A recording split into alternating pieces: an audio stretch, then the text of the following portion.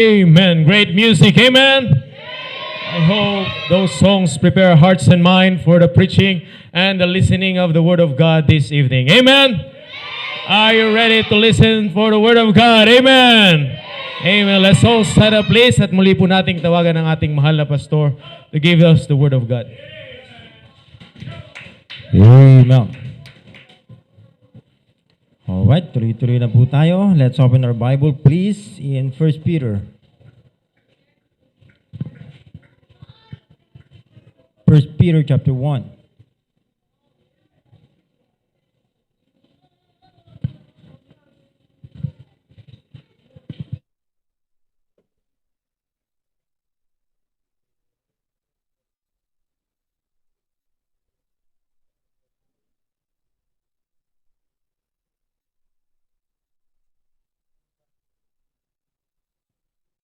Let's read it responsibly from verse 13 to verse 25.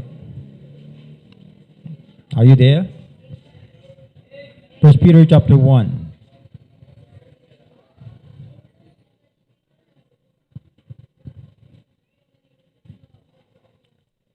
Nakita niyo na po? Nakita niyo na po ba?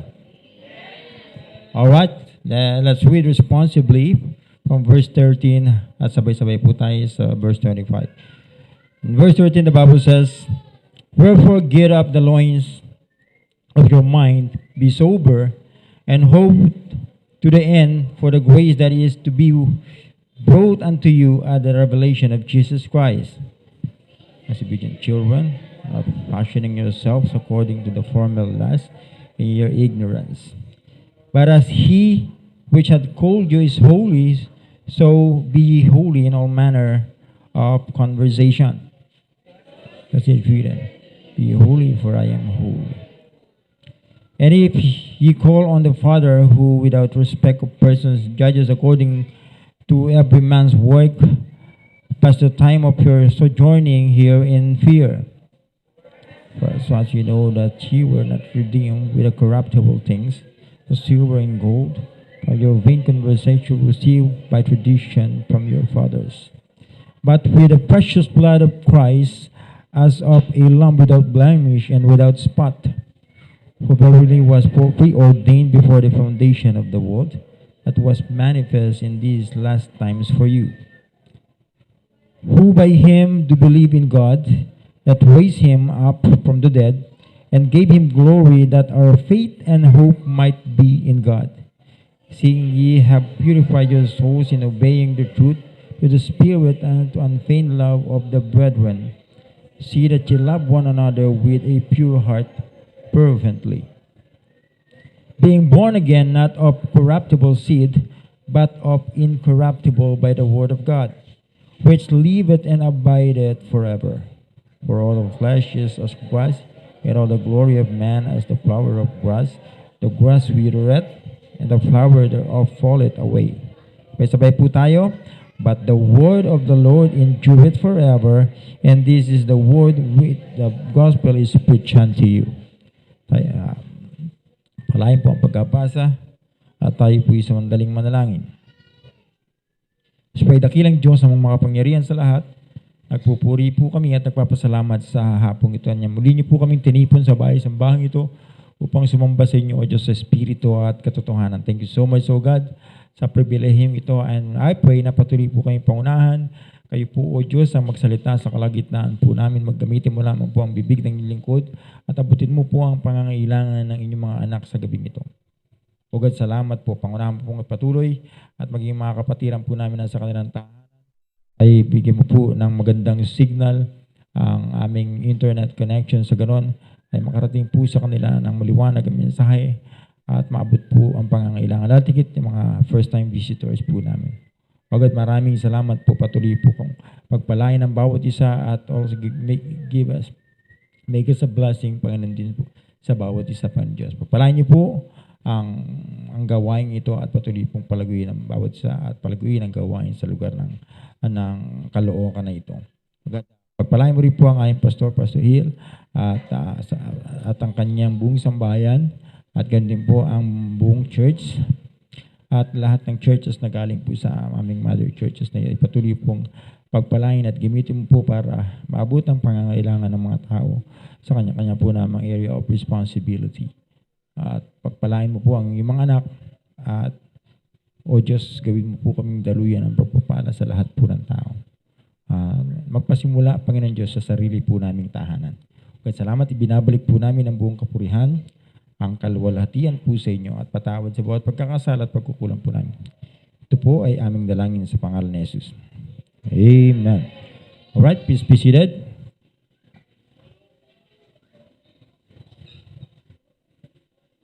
I hope you're ready.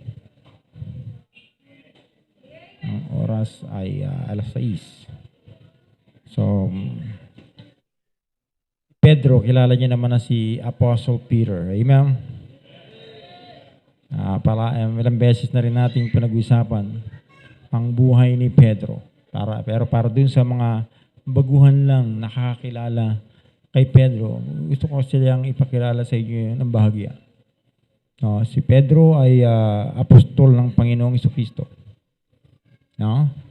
At ang letter na ito ni Pedro ay primarily para sa mga Jewish Christians. Nung ang mga Kristiyano from Jerusalem ay nag-scattered abroad. And of course, this also for the Christians everywhere. No? And the very purpose of this letter is to offer encouragement. To offer encouragement to all these suffering Christians. Para mag-offer ng encouragement, exhortation, para sa mga Kristiyanong nagsasuffer during those time. No? And during this time, tayong mga nagsasuffer na Kristiyano, for the cause of Christ, this is also an encouragement for us. No? Naalala ko yung prayer ng Panginoon kay Peter in Luke chapter 22, verses 31 and 32. Alala niyo, sabi ng Panginoon, Simon, Simon, Satan had desired to have you. No? Si Peter, bago pa siya maging bold sa kanyang pananampalataya, winarningan na siya ng Panginoon. And he prayed for Simon Peter. Sabi ng Panginoon kay Peter, Peter, ikaw ay hinihingi ng dyablo para ligligin. Para ikaw ay yanigin sa iyong pananampalataya. Pero ang sabi ng Panginoon, iko'y nananalangin para sa iyo na huwag kang manghinaan ng pananampalataya. That your faith fail not. And when thou art converted, alam ng Panginoon na si Peter ay babagsak. Kaya, and when thou art converted, strengthen thy brethren. Kaya ito na, anong nakabalik na si Peter, mayroon na siyang magandang testimony at nag-preach siya boldly. He preached the word of God and many people got saved because of Peter.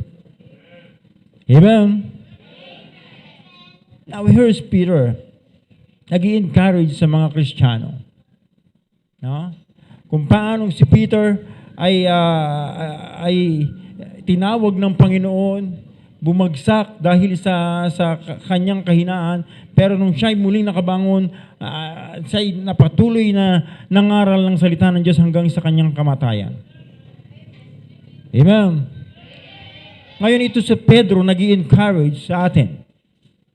Sabi niya sa verse 13, wherefore gird up the loins of your mind. Gird up the loins of your mind. Ibig sabihin, i-appress the power of your mind. Alalahanin mo, yung kapangyarihan ng iyong isip. And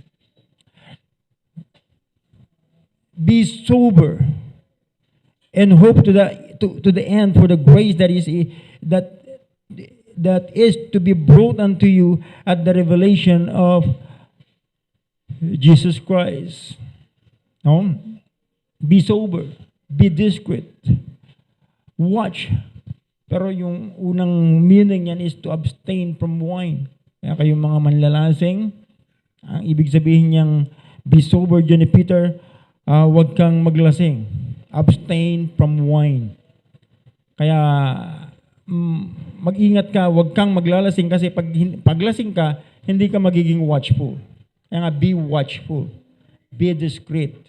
Lagi kang mapagmasid. Be sober, be vigilant. Yan si Peter nagsabi niyan. Kasi yung diablo ay matalino, mas maangas kesa sa'yo. Kesa sa atin. No? That's why we need to be watchful. We need to be sober. Amen? And hope to the end for the grace that is to be brought unto you at the revelation, or the appearing or the coming of the Lord Jesus Christ. Kaya manatili ka dyan sa pag-asa. No? Hindi lang maging sober, but sa pag-asa sa muling pagparito ng Panginoon. Ibig sabihin, sinasabi lang Peter na manatili ka dun sa pananampalataya mo hanggang sa makarating bumalik o muling pagparito ng Panginoong Hesukristo. Amen. Sabi sa verse 14, as obedient children, not fashioning yourselves according to the former lusts in your ignorance. Not fashioning yourself according to the former lusts. Ibig sabihin, not to conform to the same pattern of your former lust. Pag sinabing lust, of course, it is evil desire. Yung previous desire natin, yung former evil desire natin. Dahil sa ating in your ignorance, sabi ni Peter, dahil sa ating kaignorantihan sa kasalanan, huwag tayong pa-apekto doon sa dating kahinaan natin, yung dating tayo, yung ating old sinful nature. Bilang anak ng Diyos as obedient children. No? Amen. Kaya nga, ang subject natin sa gabing ito ay pinamagatan kong, why do we need to be holy? No? Bakit kailangan natin maging banal? So why do we need to be holy? Sabi niya sa verse 15, but as he which hath called you is holy, so be ye holy in all manner of conversation. Because it is written, be ye holy, for I am holy. You know why do we need to be holy? Because our God is holy. No?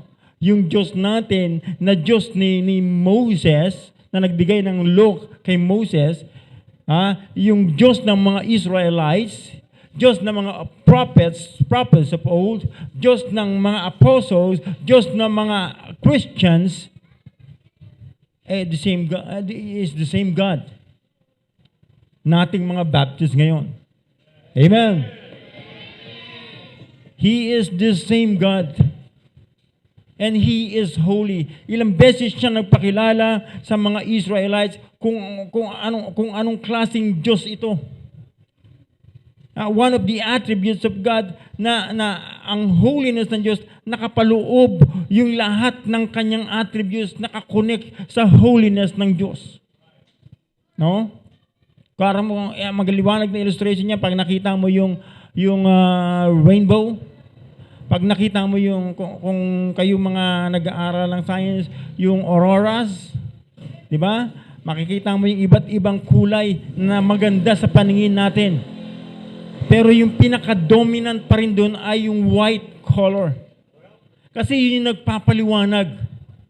Yun yung nagsisilbing liwanag at yun ang pinakamaliwanag. And the white is purity. No, kaya yun yung holiness ng Diyos. Yung iba't ibang, meron man siyang iba't ibang attributes, pero ang pinaka-sentro ng kanyang attributes ay yung kanyang holiness. And our God is holy, that's why we need to be holy. Amen? Let's go back in the book of Leviticus, kung paano nagpakilala ang Diyos sa mga Israelites in Leviticus chapter 11. Leviticus chapter 11.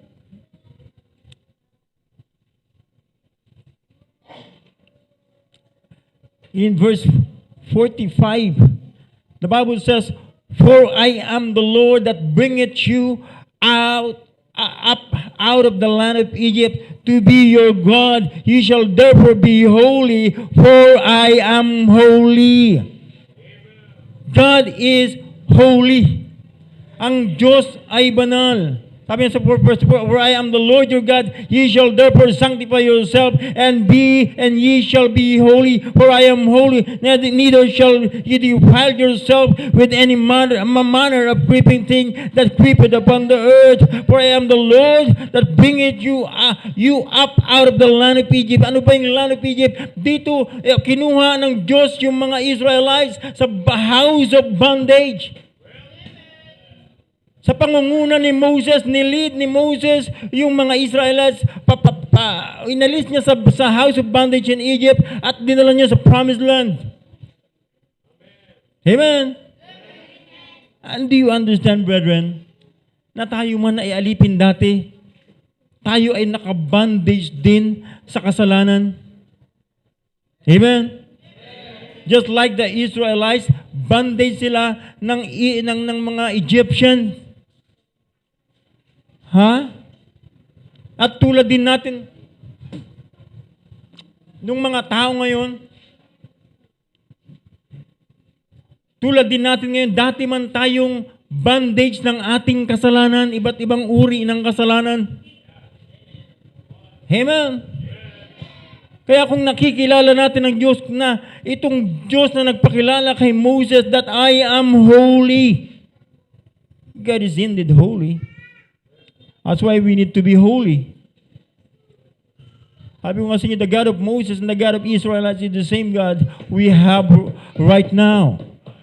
Parehas tayo ng Diyos na pinaglilingkuran. Iisang Diyos lang yung pinaglilingkuran ng mga Israelites during the Old Testament time. At hanggang ngayon, He is the same God.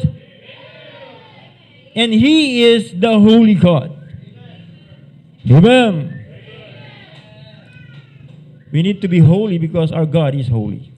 Ganun lang kasimple yun. That is the number one point. Why do we need to be holy? Because our God is holy. Yung tumawag sa atin, sabi ni Peter, ay banal. Marapat lang na tayo yung magpakabanal. Just like our God. Amen. Walang rason para hindi tayo maging banal dahil yung tumawag sa atin sa pagkaalipin sa kasalanan ay banal. Amen. And then the second thing, madali lang tayo. Why do we need to be holy? Because we are commanded to be holy. Di ba? Tayo inutusan ng Diyos para maging banal. Amen. Sabi niya sa verse 15, "But as He which had called you is holy, so be ye holy." It is a command. Because we are commanded to be holy, we need to be holy. We need to set our mind that the Holy God is commanding us to be holy. This omniscient God, ibig sabihin ng omniscient, He is all-knowing God. He is omnipresent, lahat ng lugar ay na-present sa ang Diyos. He is omnipotent, siya yung Diyos na makapangyarihan sa lahat. And this God will not command us this thing. Hindi tayo uutusan ng Diyos ng isang bagay na alam niyang hindi natin kaya. Kaya nga tayo kinuman, "Be ye holy, for I am holy." Dahil alam ng Diyos na kaya nating sumunod sa Kanya. Just like the prophets of old.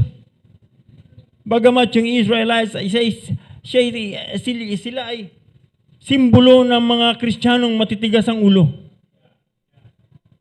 But a lot of old-time prophets ay sumunod naman sa Panginoon. They were holy during their times.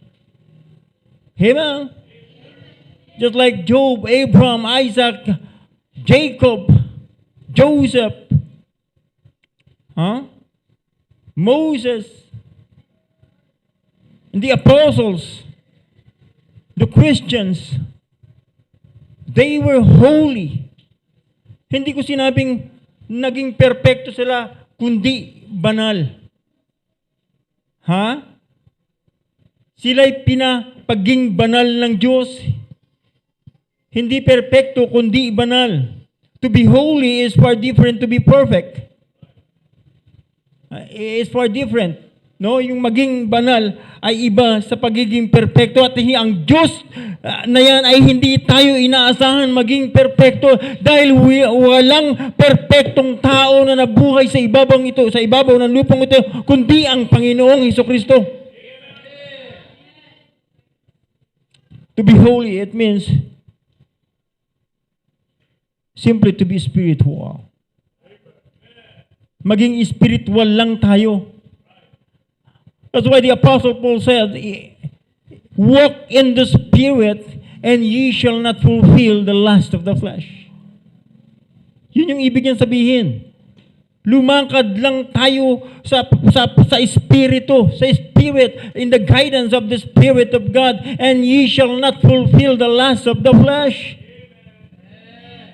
But sometimes, or most of the time, we're not walking, we're not living in the Spirit. At pag hindi na tayo lumakad sa Espiritu, ibig sabihin ng lumalakad na tayo sa kakarnalan natin. Dalawa lang naman yun eh. Walang middle place. Pag hindi ka spiritual, karnal ka. Amen. That's why we need to be spiritual. We need to be holy. Amen. Lying is not holy. Yung pagsisinungaling ay walang kabanalan. Amen. Yung katamaran ay hindi kabanalan. Yung hindi pagsunod sa magulang ay hindi kabanalan. To become malice is not holy. Hypocrisy is not holy. Envy or jealousy is not holy. Evil speaking is not holy. Anger is not holy. There's no holiness in anger. Amen. Walang kabanalan sa ating pagkagalit. Kadalasan pag tayo ay nagagalit, nawawala yung kabanalan natin, nawawala yung pagka-spiritual natin, at bumamalik tayo sa ating kakarnalan. Amen. Let's open our Bible in the book of Ephesians chapter 4. Ephesians chapter 4.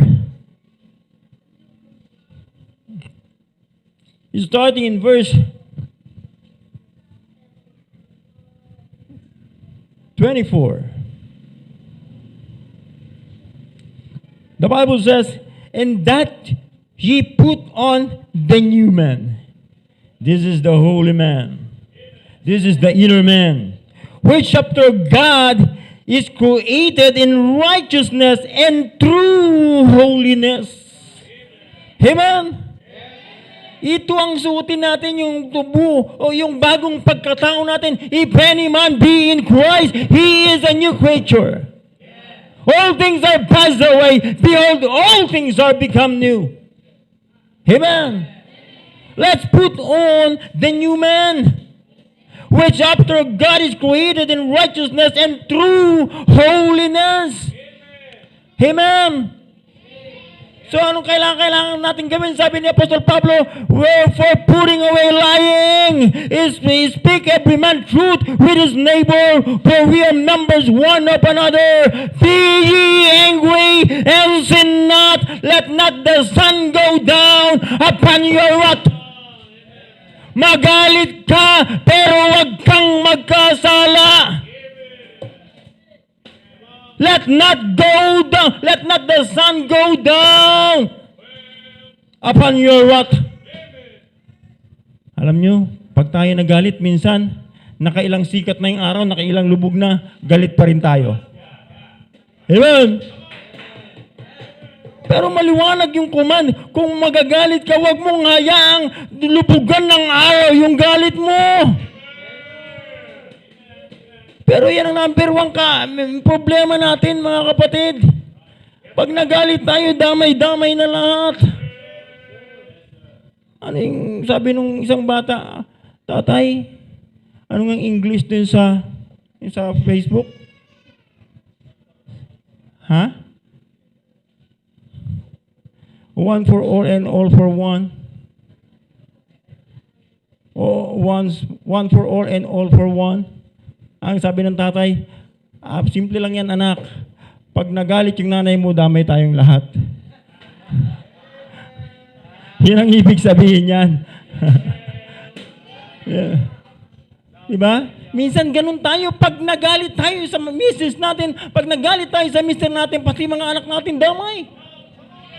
Tumalis ka sa akin! Ayaw ko sa'yo! Huwag kang harang-harang dyan ha! Baka ikaw ang samahin sa akin! Nadadamay pati anak natin na wala namang ginagawa sa atin. Amen. Be angry, but sin not. Magalit ka pero huwag kang magkasala. Pero kadalasan sa galit natin, nagkakasala talaga tayo. Pero mong madamay lang lahat dahil sa galit mo sa isang tao. Amen. Nagalit ka sa isang tao, mag-walk out ka, nadamay lahat ng tao. Amen. Wala namang kasalanan sa ibang tao, isa lang naman. Minsan wala pang ang kasalanan nagtamang hinala ka lang. Nagkamali ka lang ng judgment. Siguro, ikaw may kasalanan, no? Ikaw nagsumbong kay pastor, no? Nag-aaway na dahil akala sinumbong kay pastor. Hindi po. Wala pong nagsusumbong sa akin. Kinausap lang ako ng Panginoon. Amen. Kaya, kung magagalit tayo, wag lang tayo pwede namang magalit. Pwede kang magalit. Yes, sabi ng Biblia pwede kang magalit, wag ka lang magkasala. Ibig sabihin, kung magagalit ka, wag personal. Magagalit ka dun sa kasalanan kasi galit tayo sa kasalanan. Yung Diyos nating banal ay galit sa kasalanan. Dapat galit din tayo sa kasalanan. It's not personal but because of the sin. Kaya nga pag nagkasala yung kapatid mo, dahil galit ka sa kasalanan, gusto mo siyang ituwid. Sasabihin mo sa kanya, kapatid, mali yung ginawa mo. Sasabihin mo sa kanya yung pagkakamali niya. Hindi ka magagalit sa kanya, mumurahin mo siya. No. Hindi po ganun. Amen. Amen. Tama yun, sabi niya sa verse. Wala na ako. Sabi niya sa verse 27. Neither give place to the devil. Huwag mong bibigyan ng puwang ang dyablo. Kasi yung dyablo nag-iaantay lang talaga yan ng iyong kahinaan. Alam ng dyablo yung weaknesses natin. Kaya nga, kinukuman tayo, be sober, be watchful. Be vigilant for your adversary, the devil. As a roaring lion, seeking whom he may devour. Wag natin hayaan lapain tayo ng dyablo at pagulong-gulungin tayo ng dyablo samantalang may warning na tayo from the Holy God. Be ye holy for I am holy. Amen. Kaya kapatid, huwag tayong pagugoyo sa dyablo. Huwag tayong magagalit basta-basta na hindi muna tayo nagpo-post at hindi tayo nag-iisip. Bago natin ibuka yung ating bibig sa ating pagkagalit, you better bow down your head and pray. Manalangin muna. Huwag mong kukumprontahin yung nagkamali sa'yo. Manalangin ka muna. Sabihin mo sa Panginoon, give me wisdom sa pakikipag-usap ko sa taong ito. Galit ako sa ginawa niyang kasalanan. Pero i-reveal mo sa akin, Panginoon, yung kanyang pagkakamali o yung katotohanan sa bagay na to. Minsan nagkakamali tayo ng judgment. Amen. Nagagalit tayo na mali yung kinagagalitan natin. Amen. Do not give place the devil. Neither give place to the devil. Sabi ni Apostol Pablo. Amen. We need to be holy. Brethren, I hope you're listening. Kaya nga sabi niya, let him that is tall steal no more, but rather let him labor, working with his hand, the thing which is good, that he may have to give to him that needeth. Yung mga magnanakaw dati, huwag na kayong magnakaw. Instead, mag-labor, magtrabaho kayo, magpagal kayo so that kumita kayo at makapagbigay din kayo sa mga nangangailangan.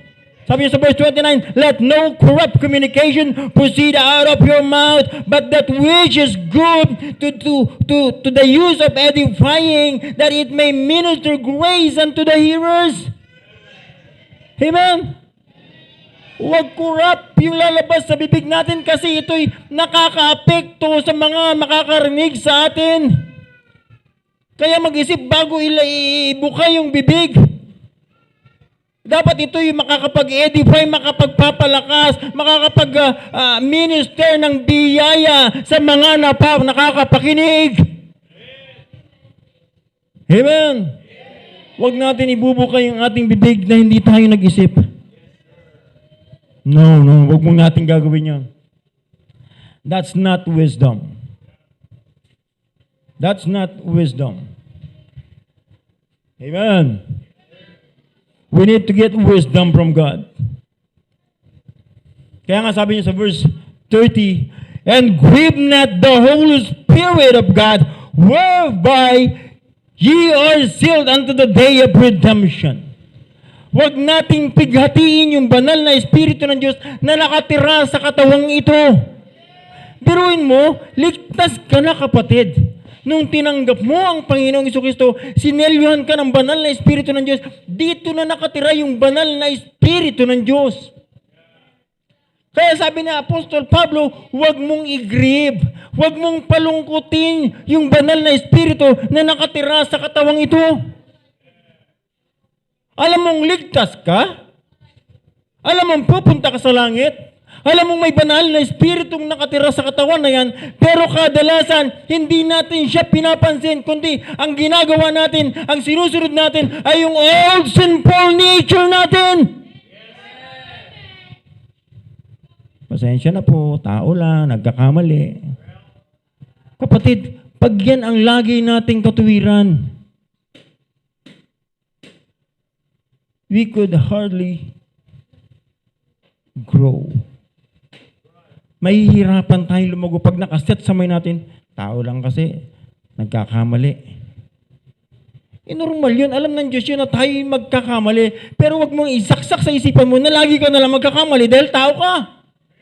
Sabi ko nga sa'yo, hindi tayo ikukuman ng Diyos na be ye holy, for I am holy.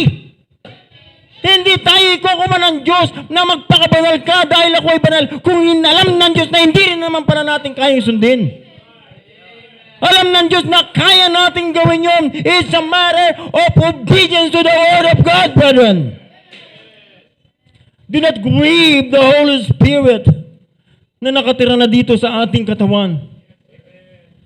Sabi niya sa verse 31, let all bitterness, lahat ng kapaitan, and wrath, yung galit, yung anger, galit, and clamor, pakikipag-away, and evil speaking, be put away from you with all malice. Tanggalin, iwasan mo, wag mo ngayaan na yan ay guyuin ka ng diablo at daling ka sa kasalanan. And be ye kind one to another, tender-hearted, forgiving one another, and even as God for Christ's sake hath forgiven you. God has forgiven us. Amen? Pinatawad tayo ng Diyos nung tayo yung makasalanan pa. But God commended His love towards us in that while we were yet sinners, Christ died for us. Namatay ang Panginoon dahil sa ating kasalanan. Tapos tayo, hindi tayo makapagpatawad nung nagkasala sa atin. Ang bilis-bilis natin husgahan yung mga nagkakasala. Amen?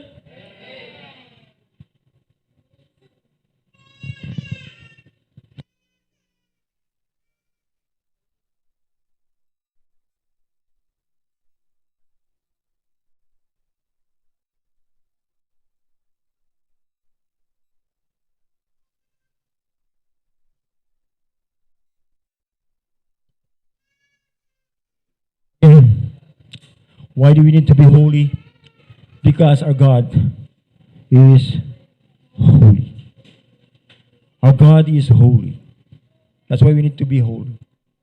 Why do we need to be holy? Because that God, that holy God, that omniscient God, that omnipresent God, that omnipotent God commanded us to be holy.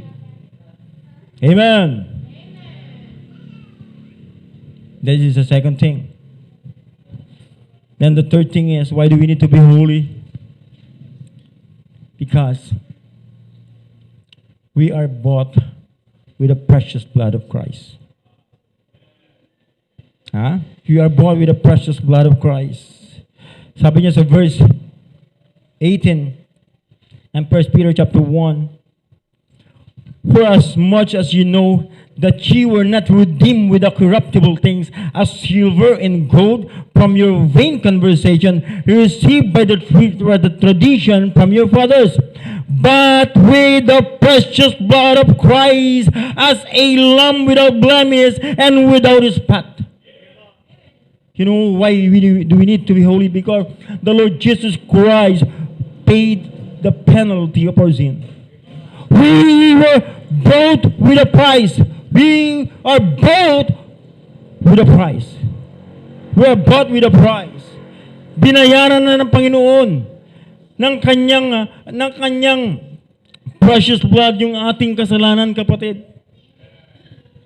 Walang dahilan para tayo manatili pa sa kasalanan. Doon tayo tinubos ng Panginoong Hesukristo sa ating mga kasalanan. Amen. Tingnan nyo, 1 Corinthians chapter 6 and verse 20. 1 Corinthians chapter 6.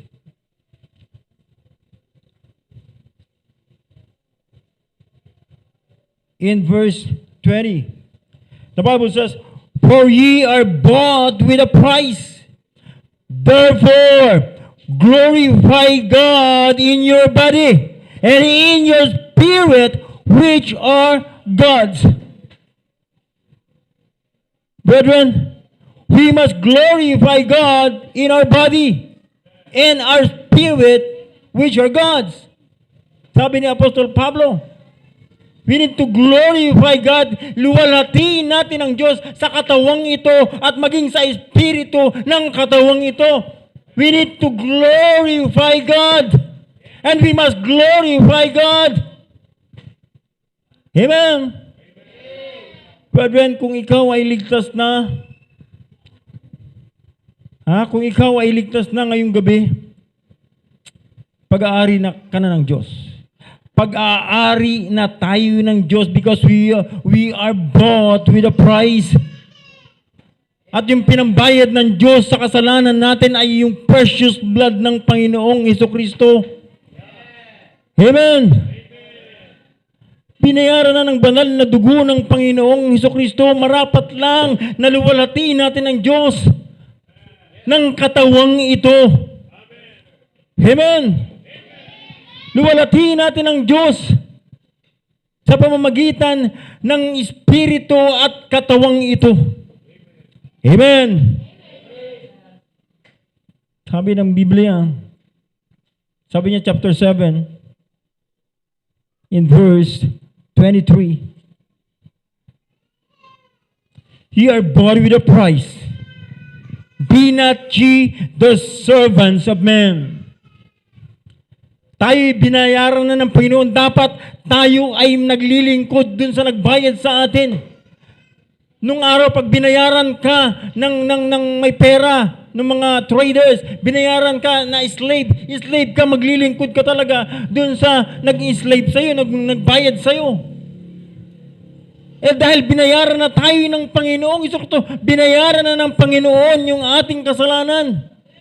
With His precious blood, marapat lang na tayo ay maglingkod sa buhay at totoong Diyos na yan. Amen! Huwag na tayong maglingkod sa tao. We are not men pleasers. We need to be pleasers of God. Dahil ang Diyos ang nagbayad ng ating kasalanan.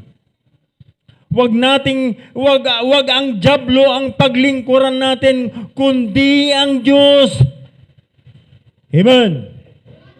But my question is, sino kaya ang gino-glorify mo? Sino kaya ang niluluwalhati mo tuwing may hawak kang cellphone at nag-EML? Tell me. Kung sino ang niluluwalhati mo tuwing ikaw ay nag-EML, kapatid.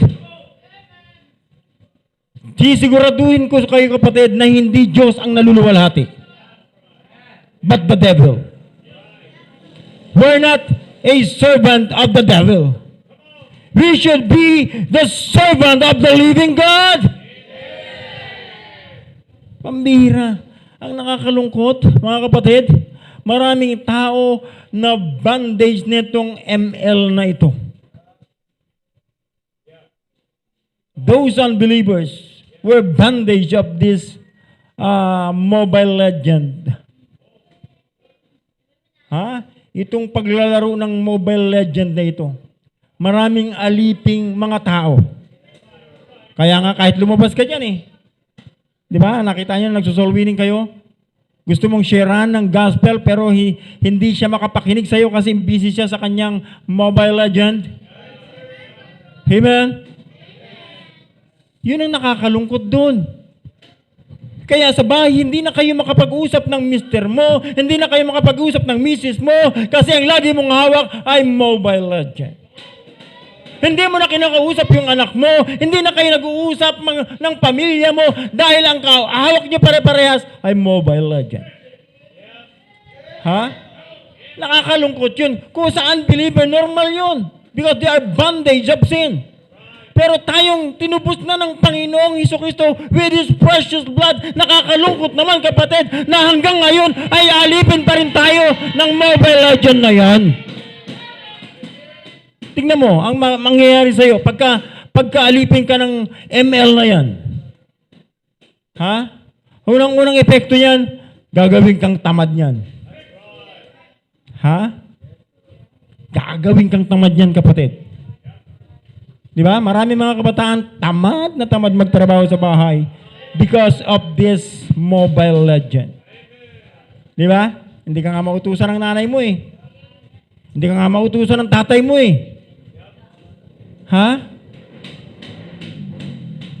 Because of this ML. Kinakausap ka ng tatay mo. Susunod, hindi lang katamaran, disrespectful. Kinakausap ka pero hindi ka makatingin sa kinakausap mo. Bakit? Nakatutok ka sa cellphone mo. Hindi ba ang pinapractice mo ay kabastusan? Hindi ka natututo ng tamang respeto sa magulang mo o kanino man na nakikipag-usap sa iyo?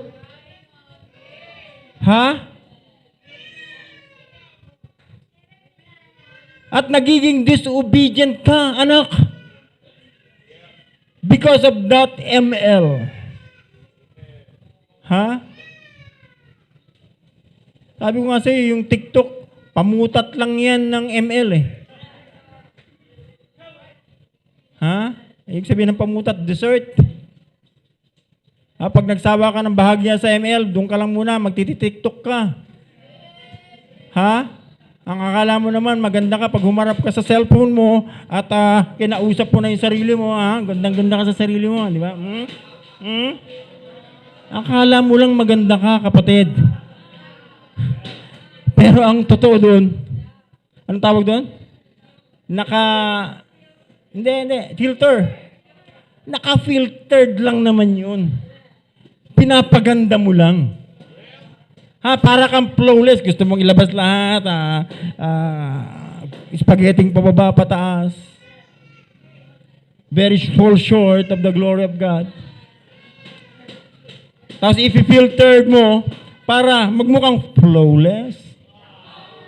Tapos ipapakita mo ngayon sa nanliligaw sa'yo, flawless. What are you trying to imply? Pag pinapakita mo yung katawan mo sa boyfriend mo, o sa nanliligaw sa'yo, ano ang pinalalabas mo? Anong gusto mong palabasin, kapatid? Hello, come on. Kita mo yan? For sale, for sale, for sale.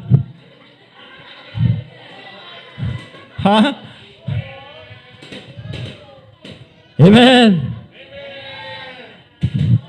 Yung mga nakabilad sa palengke, for sale yun. Kaya nga, nakabilad, pag walang bumibili, nabibilasa eh. Di ba? Ang tanong ko sa'yo, for sale ba yung legs mo? For sale ba yung pusod mo na pinapakita mo? For sale ba yung kilikili mo na pinapakita mo? May buhok naman.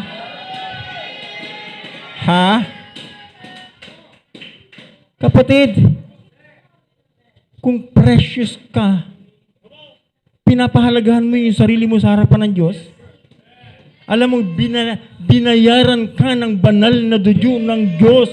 You need to be holy! Amen! TikTok, kakala mo naman anong makukuha mo dyan? Hindi naman nadagdagan yung kagandahan at kagwapuhan mo dyan. Kayo din naman, mga adik sa TV. Hindi nga kayo nag-ML, hindi nga kayo nag-TikTok, pero adik naman kayo sa telebisyon. Adik kayo sa teleserye. Ganun din. Hindi natin nag-glorify yung Diyos sa mga bagay na yan. Lalo na kung ikaw yung taong punong-puno ng bisyo. Hanggang ngayon, yung sigarilyo mo, hindi mo maisuko-suko. Nakakahiya yung kapatid. Ikaw ay binayaran na ng banal na dugo ng Diyos. Ay kapatid, isuko mo naman na yan sa Diyos. Kung matagal-tagal ka na rin lang Kristiyano, isuko mo na yung pag-iinom mo, kapatid.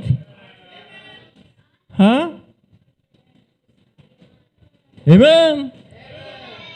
Suko natin sa Panginoon yan. Bakit? Binayaran nat ng banal na dugo ng Panginoong Jesucristo yung mga kasalanan natin, kaya hindi na tayo dapat alipin ng kasalanan. Amen?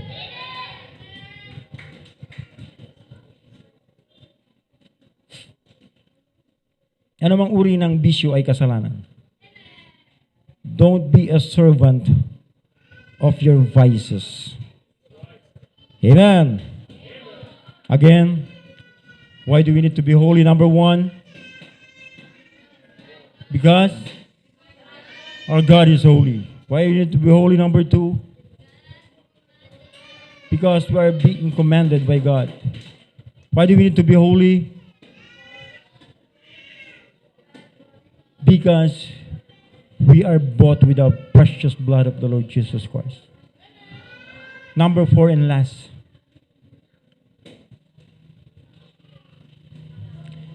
In verse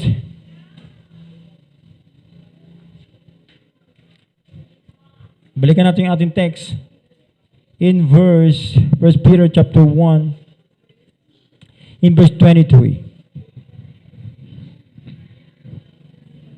1 Peter chapter 1, verse 23. Sabi diyan, listen. Tingin dito. Okay, sundan nyo sa inyong mga Biblia kung meron kayong Bible. Okay, sabi niya sa verse 23, being born again, not of corruptible seed, but of incorruptible by the word of God, which liveth and abideth forever. For all flesh is as grass, and all the glory of man is as the flower of the grass. The grass withereth, and the flower thereof falleth away. But the word of the Lord endureth forever. And this is the word which by the gospel is preached unto you. Why do we need to be holy? Because we have the pure word of God. We have the King James Bible. If your Bible is not King James, you better get the songbook. It is more inspired book than your Bible. Amen. We need to be holy because we have the pure word of God. Ito yung dahilan kaya tayo na born again. Except a man be born again, he cannot see the kingdom of God. Nakita natin yung kaharian ng Diyos, na pagharian tayo ng Diyos dahil na born again tayo. Bakit tayo na born again? Because of the incorruptible word of God. Sabi ni Peter. Amen.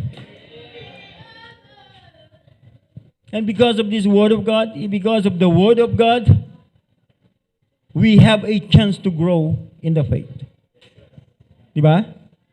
We have the chance to grow in the faith. Sabi niya sa chapter 2, verse 2, as a newborn babes, desire the sincere milk of the word, that ye may grow thereby. Ang i-design natin kung tayo pinanganak ng muli, ibig sabihin ng pinanganak ng muli, tiyak mo na, ikaw ay nasa pamilya ng Diyos at ikaw ay pupunta sa langit anytime na dumating sa iyo ang kamatayan. Amen? Kung sigurado mo na sabi mo, ang una mong i-design, yung sincere word of God, the sincere word of God. Kasi ito yung magpapalago sa ating pananampalataya. We need this momentum of growth. Sabi ni Peter, but grow in grace and in the knowledge of our Lord and Savior, Jesus Christ. To Him be glory, but now and forever. And because of this pure word of God, we get a chance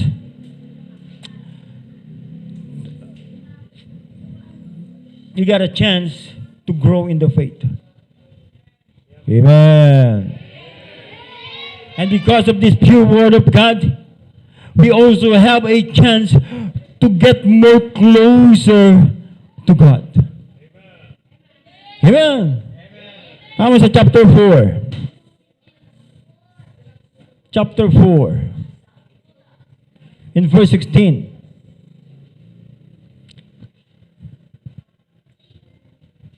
Are you there?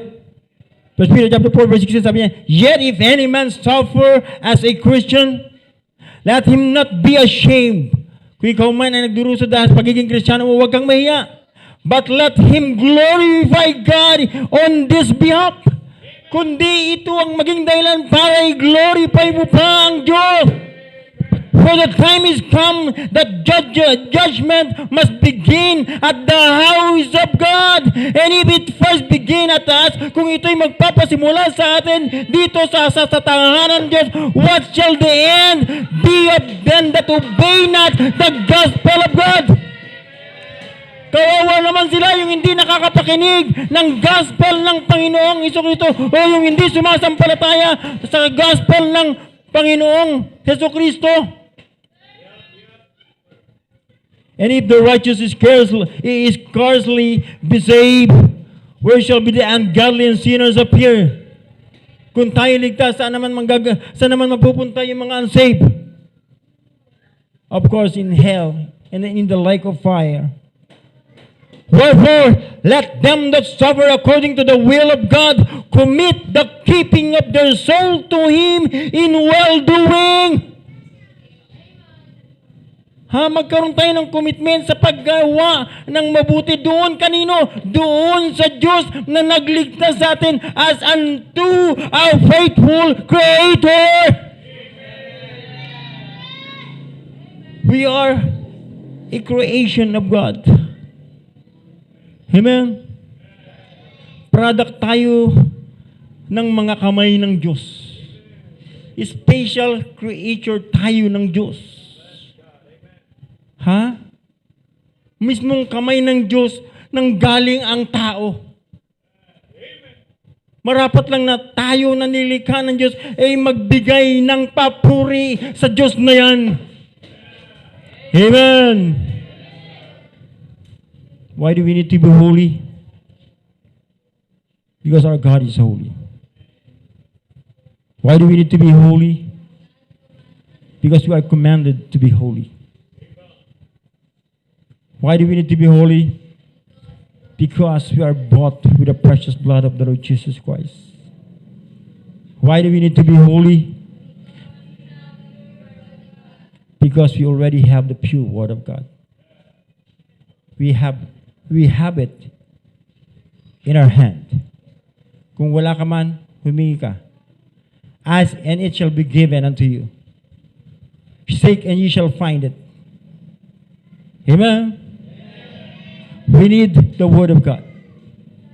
Yayamang ligtas na rin lang tayo, manatili na tayo sa salita ng Diyos. At manatili sa atin yung salita ng Diyos. Amen. And because we have the pure Word of God, we have a chance to grow in the faith. And because of this pure Word of God, we also have the chance to get more closer to God. Alam mo, sabi ni James, draw nigh to God, and He will draw nigh to you. Lumapit tayo sa Panginoon, at ang Diyos ay kusang lalapit sa atin. Resist the devil, and he will flee from you. Alam mo kung bakit lapitin ka ng diablo? You're not drawing yourself nigh to God. You're not drawing near to God. Kaya yung diablo lapit na lapit sa iyo. Si Pasing laging ali-aligid sa iyo. Ha? Ganon din si Berto pa, ali-aligid sa iyo. Amen? Yung bisyo mong alak, yung bisyo mong sigarilyo pa, ali-aligid sa iyo. Yung ML, halos hindi mo mapigil yung sarili mo. Bakit laging lumalapit sa iyo yan? You're not drawing near to God. Hindi mo inilalapit yung sarili mo sa Diyos. Kaya yung diablo paikot-ikot lang sa iyo. Ang dali mong tungsuhin ng diablo para ibalik ka sa kasalanan. Amen. I hope the message is clear. Why do we need to be holy? We got the answer. Huh? My question is, are you living a holy life unto God right now? Ikaw ba, tayo ba, ay namumuhay na may kabanalan sa harapan ng Diyos ngayon? Amen? If not, bakit? Bakit hindi? Samantalang meron tayong holy God. And we are being commanded but that holy God. Amen? At hindi ba natin nare-realize na tayo binayaran na ng precious blood of the Lord Jesus Christ? And we have already the pure Word of God in our hands. Why not? Why it's so hard for us to be holy? Samantalang nasa atin na ang lahat ng pribilehiyo para tayo ay mamuhay na may kabanalan. Amen. God is not expecting us to be perfect.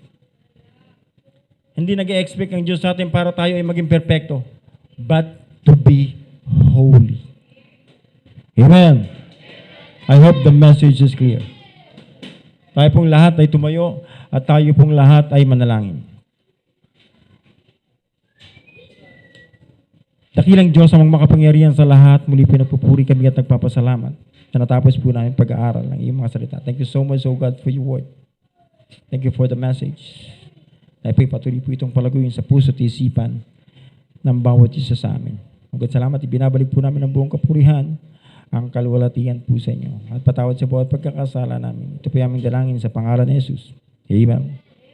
Kung saan bahagi man tayo kinausap ng Panginoon sa mensaheng ito, bakit hindi tayo lumapit sa Panginoon at makipag-usap tayo sa Panginoon? Why don't you come near to the altar and talk to God?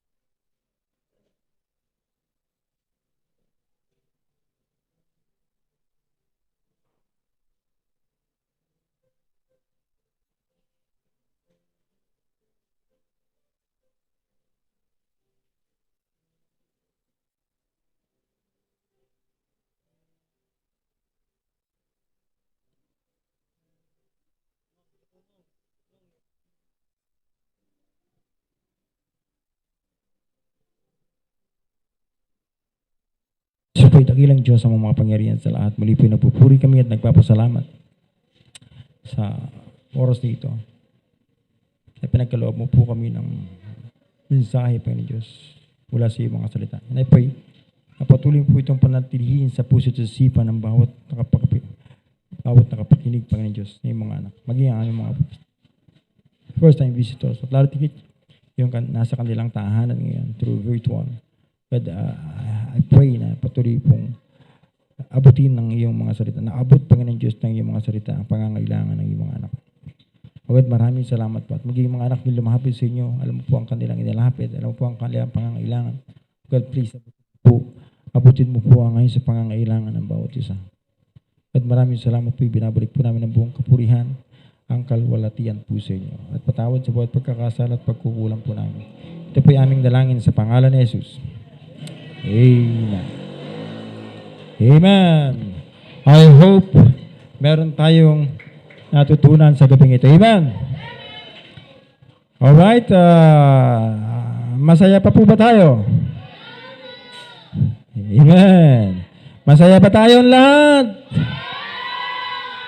Amen. Alright. Dahil masaya pa tayo, yung ushers ay lalapit po sa inyo. Ushers, please come.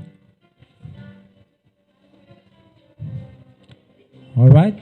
Para sa aming mga bisita, tuwing may gawain pong ganito, meron po kami tinatawag ng offering. Pero huwag po kayong mag-alala kung hindi kayo handa sa bagay na to. Hindi po kayo mapapahiya kung wala po kayong ilalagay sa offering envelope. Naunawaan po namin yan.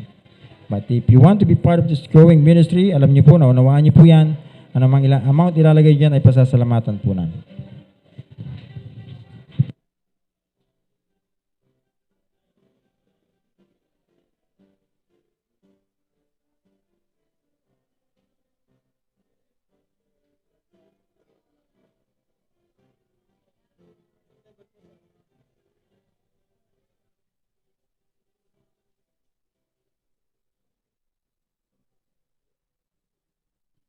Tayo po'y manalangin.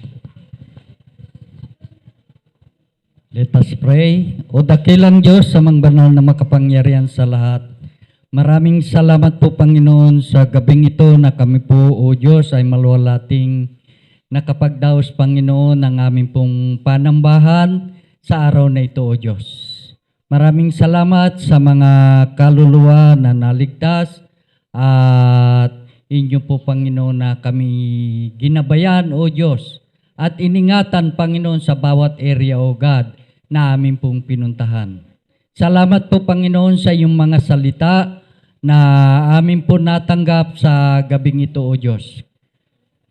Marami pong salamat sa aming pong pastor na patuloy na naghahayag ng iyong salita Panginoon. Siya po'y patuloy na pagpalain mo po o Diyos sa lahat ng kanyang pangangailangan.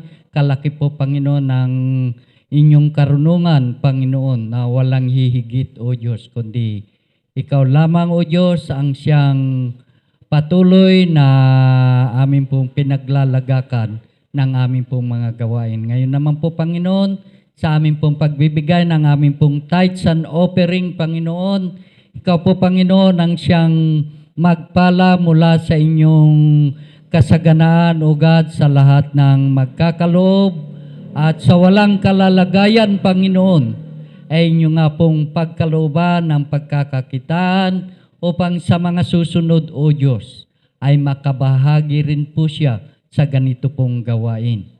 Lagi, O God, patawarin mo po kami saan man nakikita mong kasalanan sa aming pong puso't isipan. At sa iyo, Panginoon, ang lahat ng papuri, kaluwalhatian at pasasalamat. Sa makapangyarihang pangalan ni Jesus, Amen.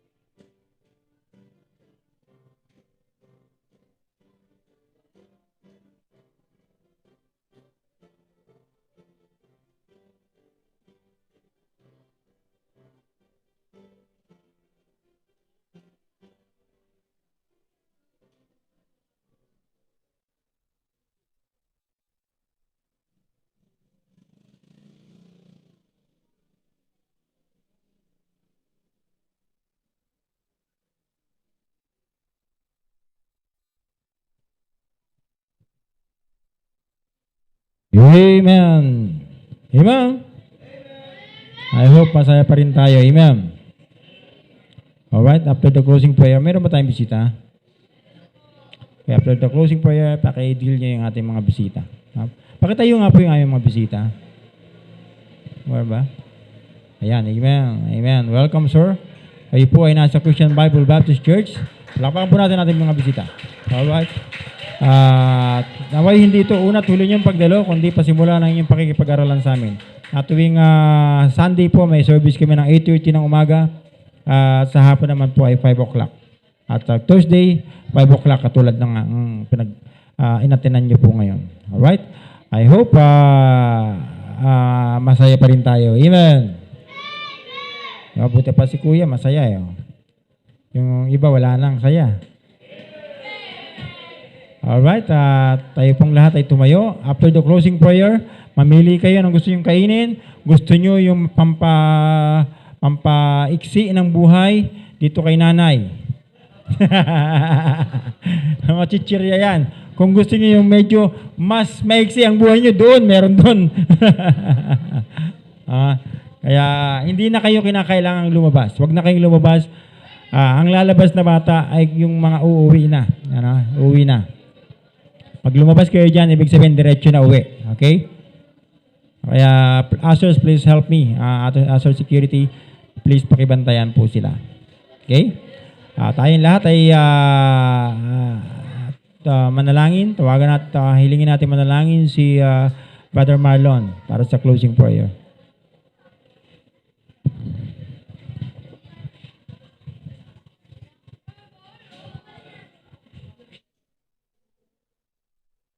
Let us pray.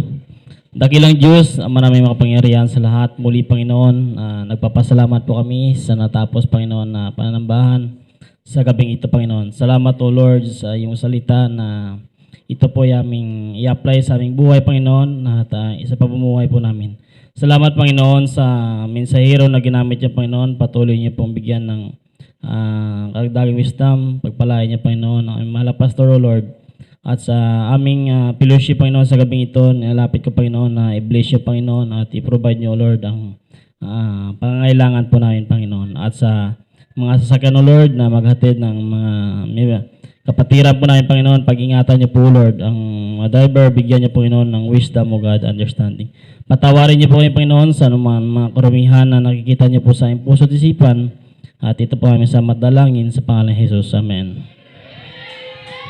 Amen. God bless you and good night.